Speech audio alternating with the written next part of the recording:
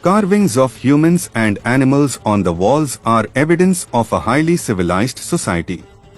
Prehistoric rock art in the form of paintings or carvings is found in the Nilgiris. The lifestyle and occupation of ancient tribes are reflected in the rock art paintings of this region.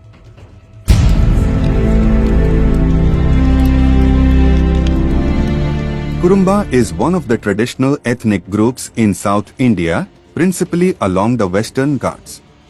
In the Nilgiris, rock art is found at 5 sites. The Velleri Kobai rock art site differs from the rest of the sites both in coloration and style, apart from the depictions. The ochre painting spread over the rock canvas dates back to the prehistoric era and unfolds vital clues about how the Kurumbas lived. From the viewpoint of the social anthropologist, the Kurumba groups appear to be widely different and fall into two major categories: various small tribal societies scattered along the Western Ghats, and a much more numerous congeries of castes inhabiting parts of the Deccan Plateau, chiefly in Karnataka and Tamil Nadu.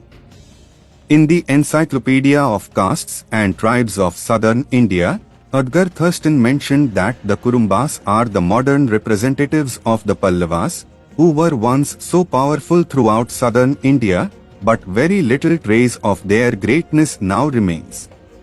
In the 7th century, the power of the Pallava kings seems to have been at its zenith, but shortly after this, the Chola and Chalukya chiefs succeeded in winning several victories over them. The final overthrow of Kurumba sovereignty was effected by the Chola king of Todaimandalam in the 7th or 8th century, and the Kurumbas were scattered far and wide. Many fled to the hills, and in the Nilgiris and the Wayanad, in Coorg and Mysore, representatives of this ancient race are now found as primitive tribes. Elsewhere, the Kurumbas are more advanced and are usually shepherds and weavers of coarse woolen blankets. The Mackenzie manuscript says Tondamandalam was first inhabited by Kurumbas until their defeat by Elan Tiraya. Kurumbas divided the region into 24 districts and built several forts. The epigraphs of the region also reveal the existence of a sound administrative system. The Paleolithic culture, as revealed from the excavations carried out in this region at Pallavaram, led to the discovery of many more Paleolithic and megalithic sites dating back to the Iron Age. The Kurumbas are considered to be among India's earliest inhabitants. An autosomal STR study provided evidence of a connection between the ancient Kurumba tribe and Australian Aboriginal populations.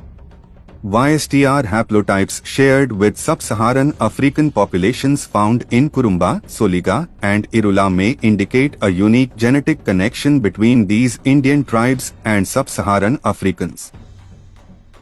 The etymology of the word Kurumbar suggests that it derives from the Tamil term Kurumbu, meaning a mountain or forest.